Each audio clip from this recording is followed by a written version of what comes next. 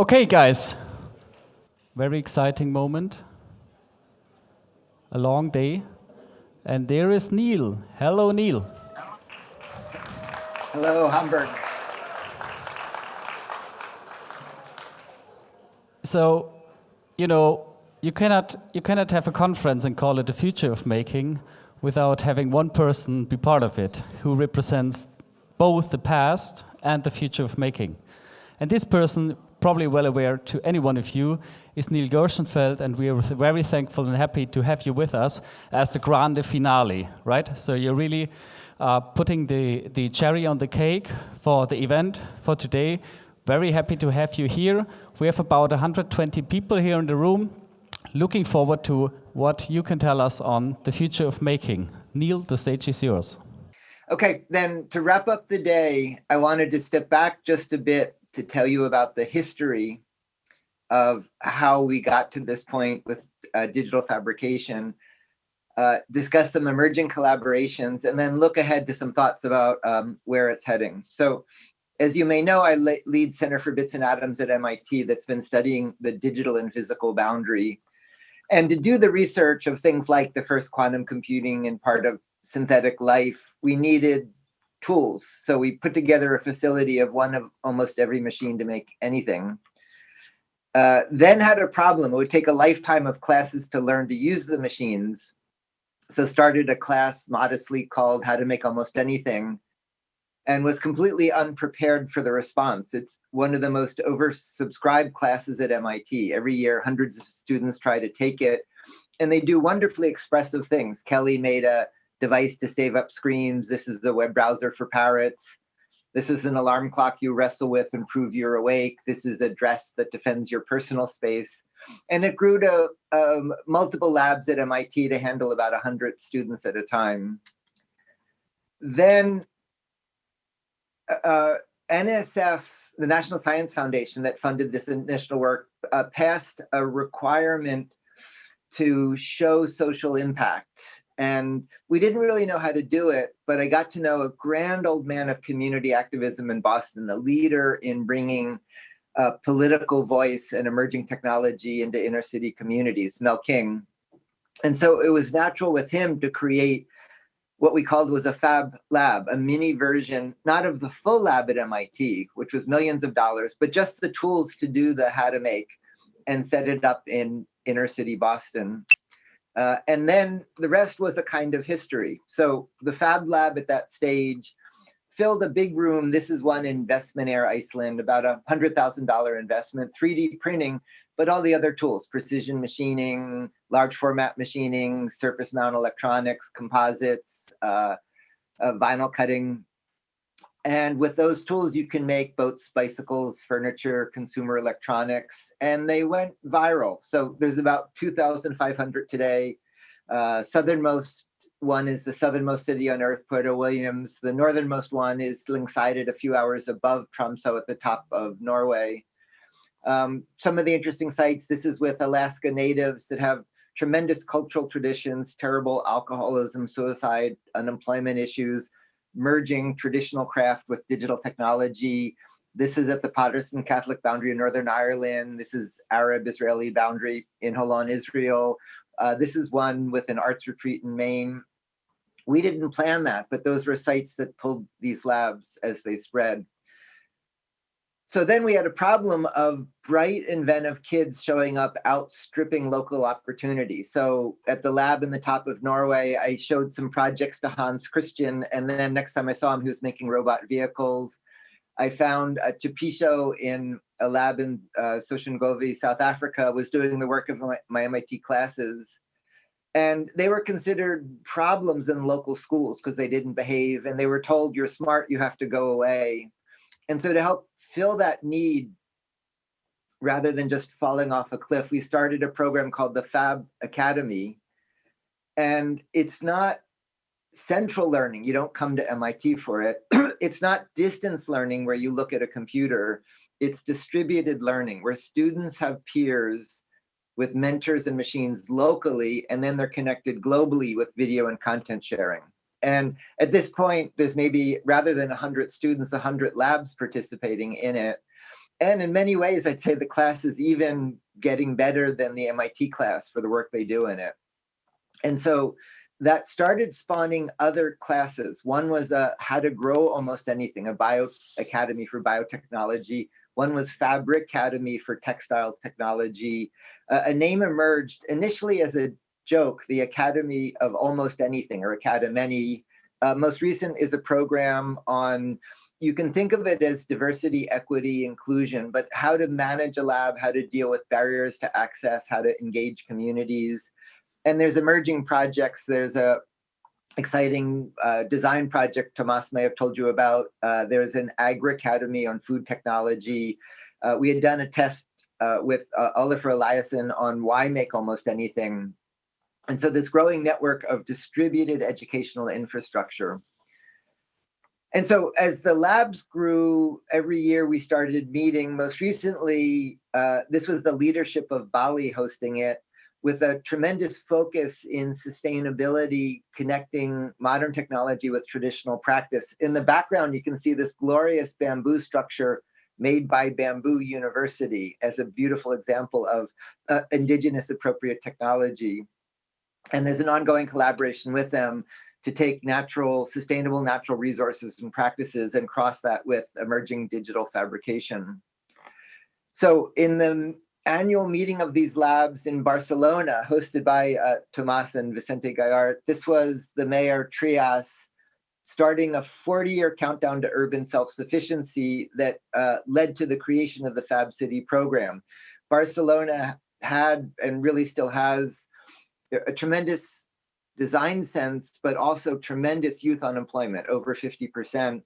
And so they started investing in the means to make as part of the infrastructure of the city. And it's now grown to this network of 40 or so leading cities around the world, not just becoming smart cities, but fab cities, the ability to produce what they consume, not as a step function, but as a 40-year countdown.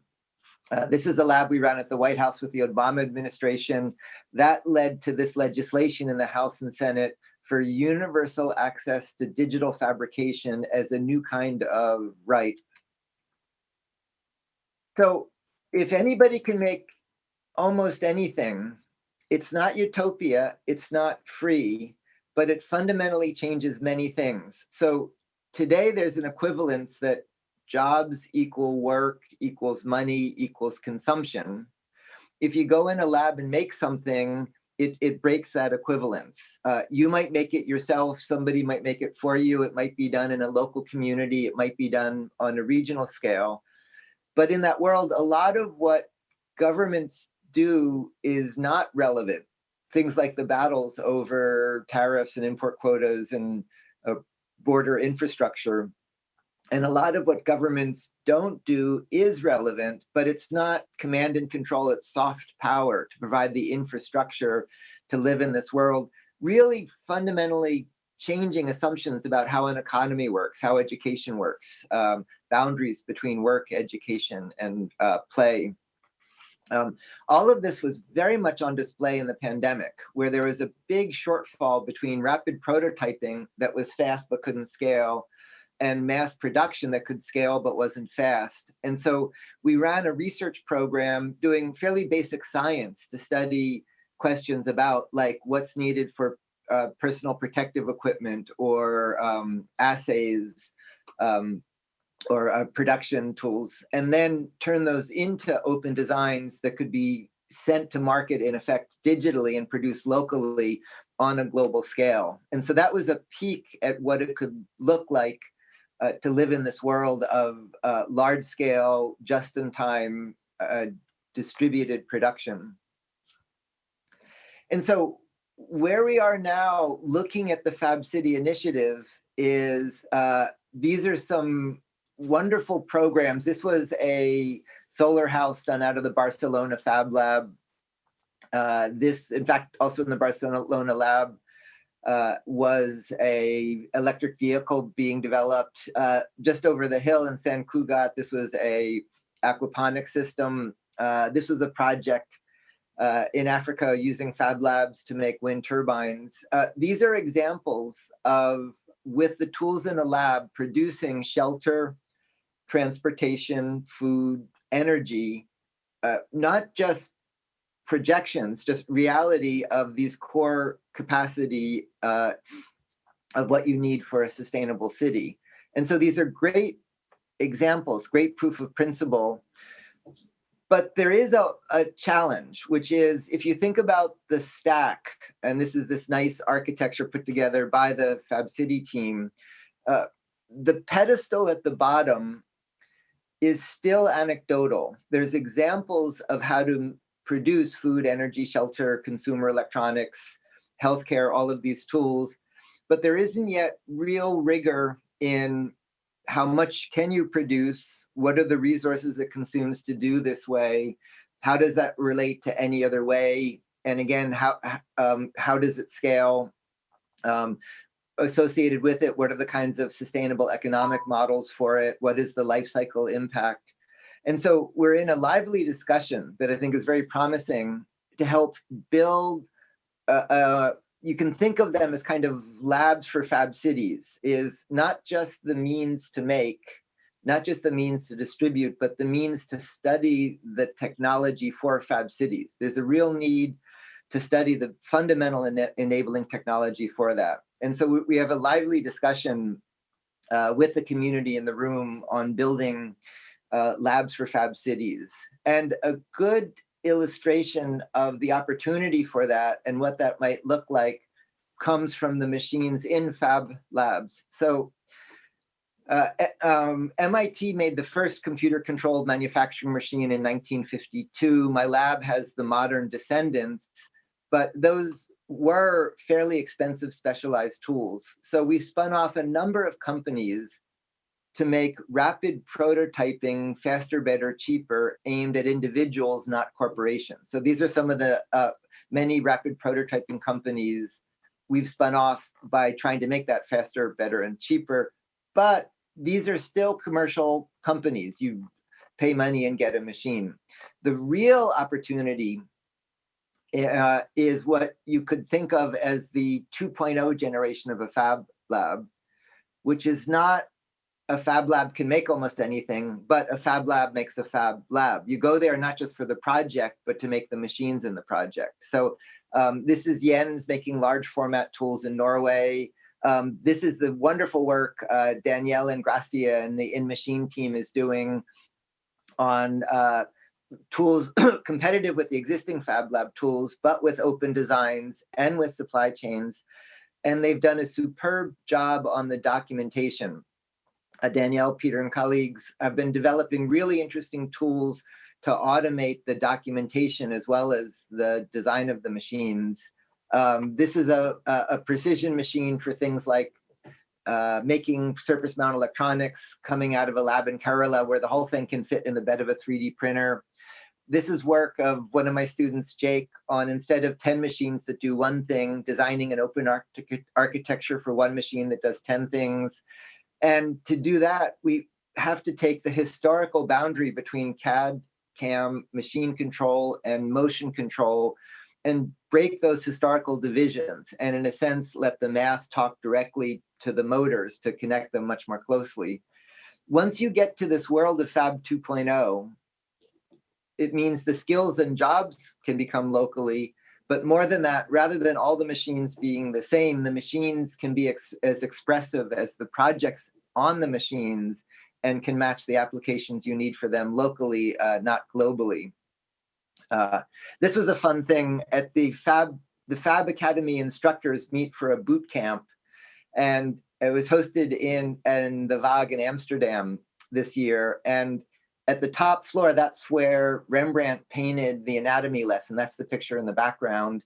And what's going on here is this was just a gathering, picture of a gathering of the instructors taking a low-cost but proprietary vinyl cutter, which is a surprisingly versatile machine, and working through it and then developing open designs of the machine.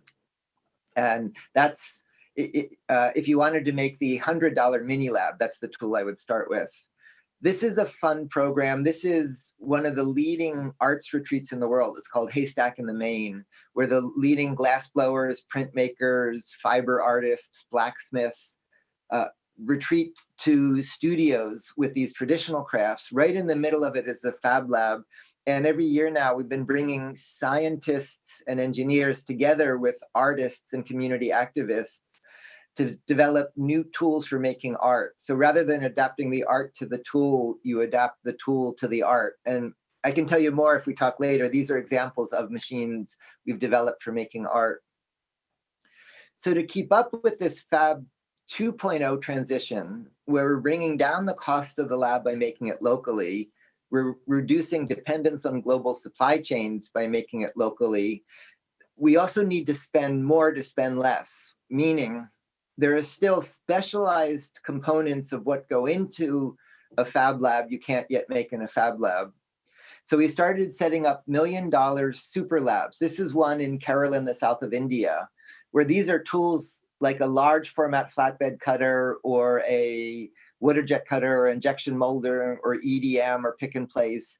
And these tools cost as much as a Fab Lab today, but have the capability to make the parts of the Fab Lab as bases to anchor regional networks. And so there's a lively program with Kerala to do that in the south of India. This is a similar one we did in Bhutan. You may know Bhutan is based not on gross domestic product, but gross national happiness, GNH. GNH doesn't mean everyone's happy, but it means rather than measuring the economy in dollars, the output of the economy they measure is well-being. Are you healthy? What's your educational attainment?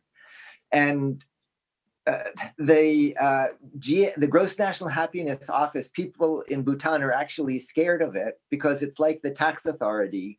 But rather than paying your taxes, you have to pay your improvement to well-being. So this remarkable way to organize a country, but they were at the dependence of global supply chains, bringing stuff trucked in from India and China and Japan. They didn't have sort of control over their physical environment.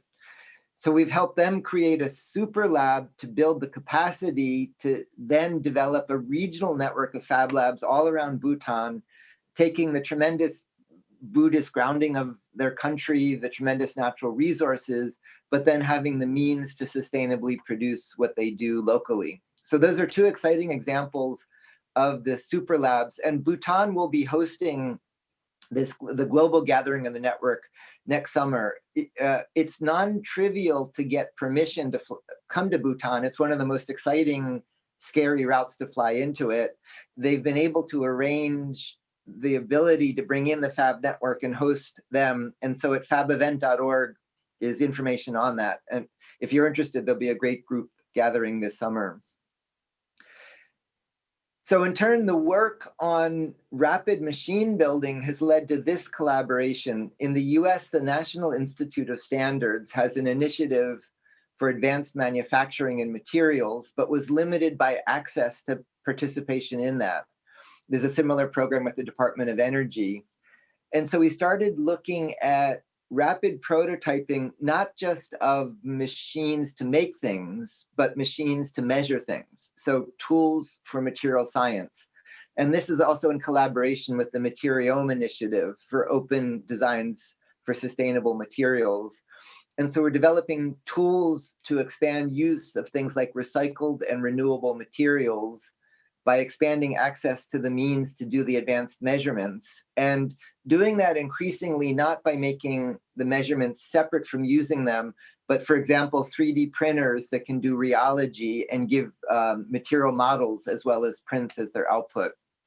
And so more recently with NIST, we ran an exciting meeting on what we called open metrology, when we noticed there's a whole community participating, not just in citizen science, meaning measuring, say, temperature or measuring air pollution particles, but groups developing open designs of, for example, Raman spectrometers that can do spectroscopy and tell you what's in your food or water or waste streams, open Fletcher projects developing high performance microscopes for things like biomedical imaging, a range of advanced scientific instruments with open designs that you can make in a Fab Lab.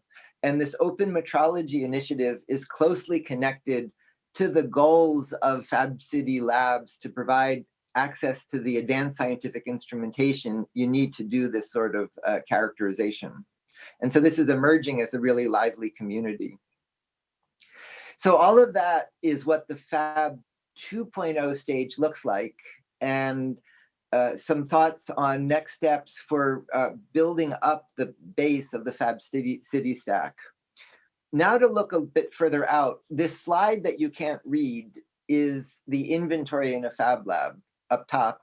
Below is a blow up of just part of the electronics inventory. And so to set up a lab, an important capability is making electronics. To make electronics, you need all of these parts. And so after everything I described, we still need the global supply chains to support just this inventory of what goes into the labs. And so compared to that, I've been inspired by, on the right is your inventory. You're made from 20 amino acids, and the motors that move your muscles and the synapses that let you think, all of those components are made out of just 20 parts. And so you can design with them. This is work in my lab on synthetic biology projects where we design with biological materials and then make things like collaborations to make synthetic cells. But you're limited to the property of biology. And so in biology, there's a hierarchy from a coding sequence becoming a geometrical motif that becomes functional modules that then become molecular machines. And there really are literally molecular machines. And in that hierarchy, the digital design doesn't just describe a thing, the digital design actually becomes the thing. It's almost semiotic that the design becomes the thing. State-of-the-art advanced manufacturing is analog. There isn't information in materials. The heart of biology is the code becomes the thing. And so I've been interested in the extent to which we could reproduce that in non-biological materials. So building primary, secondary, tertiary, quaternary structure, but with engineered materials. And so to do that, we've been developing a family of robots that assemble. And so here's an example of a robotic assembler. And it locomotes on the structure it's building. It measures positions, it error corrects, and uses all of that. And with this, we've made structures that have world record setting material properties, but rather than needing a gantry the size of a house to make a house, swarms of little robots can crawl over it. And then in turn, to scale, what we've been studying is how the robots make the robots. And for this to be scalable, you need massively parallel serial fabrication. And so this is a design tool for how these robots make the robots. And in the biological case, ribosomes are slow. They make the proteins in your body. They run at about 1 molecule a second. And you can make an elephant 1 molecule a second because a ribosome can make a ribosome, and you get an exponential number of ribosomes. And so that's why we've been studying this hierarchy of robots that make robots. And we're doing that across scales. We're making micro assemblers for things like microelectronics. And then in turn, those micro robots build meso robots that build things like motors, sensors, actuators, and then those build bigger robots that build things like the built environment. And so we're studying in particular how to do architectural scale construction using sustainably produced biovoxels that come from forest products with swarms of robot assemblers to do the construction. And crucially, the deconstruction, because once you go from printing and cutting to assembling and disassembling, trash goes away as an analog concept. And just like there's no trash with Lego bricks, and there's no trash in molecular biology because you can reuse the parts, this becomes reusable construction. So that's still further out.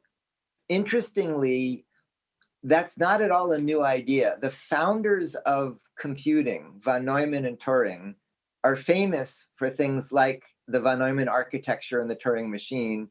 but both ended their life studying making. Von Neumann studied self-reproducing automata, how a computation can communicate its own construction. And Turing studied morphogenesis, how genes give rise to form, both right at this boundary of the merging of communication and computation and fabrication in digital becoming physical. So stepping back, one Earth, 1,000 cities, 1,000,000 towns, 1,000,000,000 people, 1,000,000,000,000 things on Earth.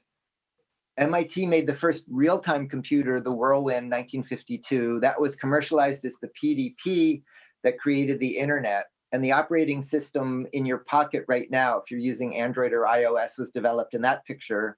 That spawned off the hobbyist computers that created companies like Apple and Microsoft, that led to personal computers and Internet of Things. And in the trillion stage, and it's literally trillion for Internet of Things, the smart thermostat has the power of the mini computer. So it's not an abstraction to say 1,000, million, billion, trillion. These really reproduce each capability, but going up 3 orders of magnitude. So MIT made the first NC mill in 1952. The fab labs today are exactly the cost and complexity of the mini computer.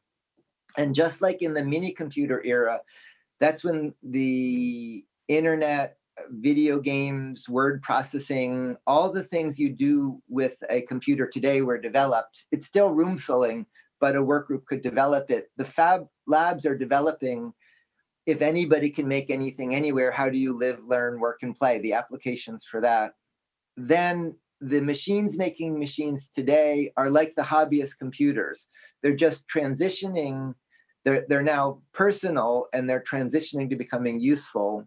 And then the work I briefly mentioned on assemblers and then self-assembly is analogous to what we need to get to the stage of smartphones and then Internet of Things.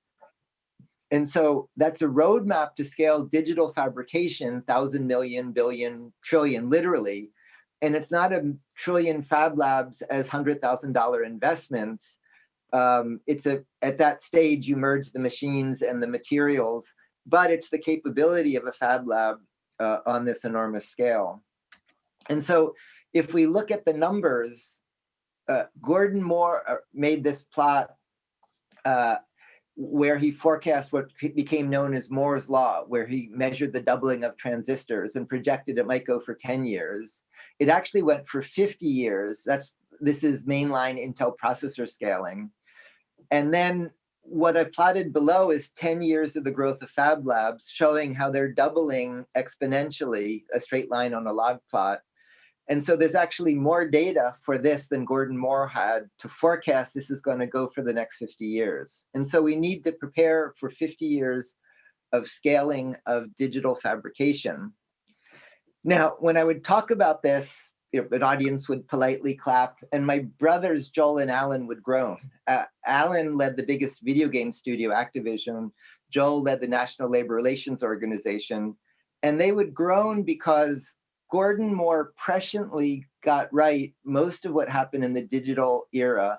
But what he did miss was spam and fake news and income inequality and all of these issues we've had as digital spread. And so in the same way, Sherry Lassiter, who leads the Fab Lab network, first noticed this doubling, and it's come to be called Lass's Law.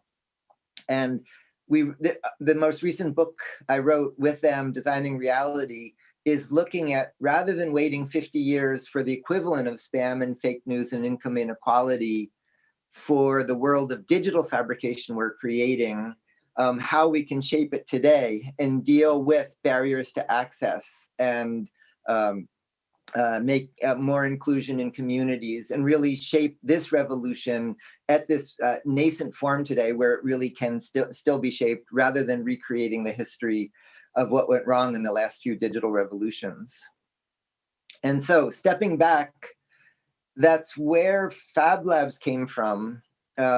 The exciting stage now to 2.0, where some of the research is leading.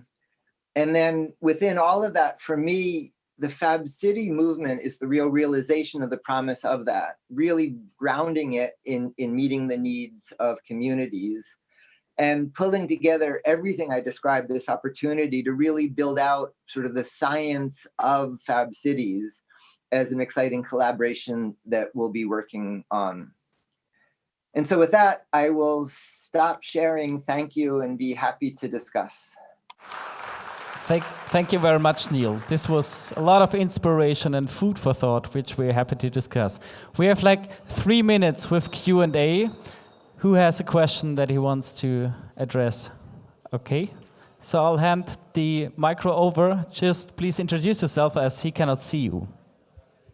Hi, thanks for your great talk. My name is Geraldine. I run a network called the Global Innovation Gathering, a global network of different makerspaces and open source community folks. And my question is, how do you think we can create different ways of funding R&D systems so that the fantastic stuff that you're working on, that you just presented, will not just lead to the next founding of another Boston Dynamics and other corporates gaining profits from this research, which has been mostly publicly funded, but will actually be openly available to global communities to work with? Thank you. Well, that's a question we could spend the next hour on. In the lab network, the .org piece of the Fab Foundation and related programs, that's been working well. And so that's been philanthropic support, government support programs like that. The .edu piece, the educational piece, has been growing just as educational funding for it. So those are parts of sustainability. But a frustration for me has been, you can think of it as the .com, but the business side has been frustrating, because if I take innovators in the labs, and really what drives this is these labs are magnets for innovation, for bright, inventive people that kind of fall out of local business and schools. If I pair them with successful entrepreneurs, everybody gets mad. The entrepreneurs feel like the inventors aren't paying attention. The inventors feel like the entrepreneurs aren't telling them anything useful. And what's going on is everybody's fighting the last war. They're doing the traditional kind of startup model. And in the world we're describing, you don't go to Silicon Valley, it comes to you, but the goal isn't just money, it's sustainability in the community. You care about multiple sort of outcomes from what you're creating, and that just doesn't fit prior models of like business incubation and funding. And that's been so frustrating that probably the next project I'm most involved in is we're working on creating a distributed incubator where we sort of bring the incubator to you, but network it in the same way that we're doing in the Fab Academy and all these other programs where we find the strength is in networks, but tapping this amazing resource we have of bright, inventive people, but providing them help and mentoring for sustainable business creation connected to how communities function. And so all of that's to say, for me at heart, in your question is we really need to develop new kinds of business models that match this world we're in. And increasingly, I see that as a direct focus, not just a nuisance we're tripping over, but a need to do real new development. Thank you very much. Another question?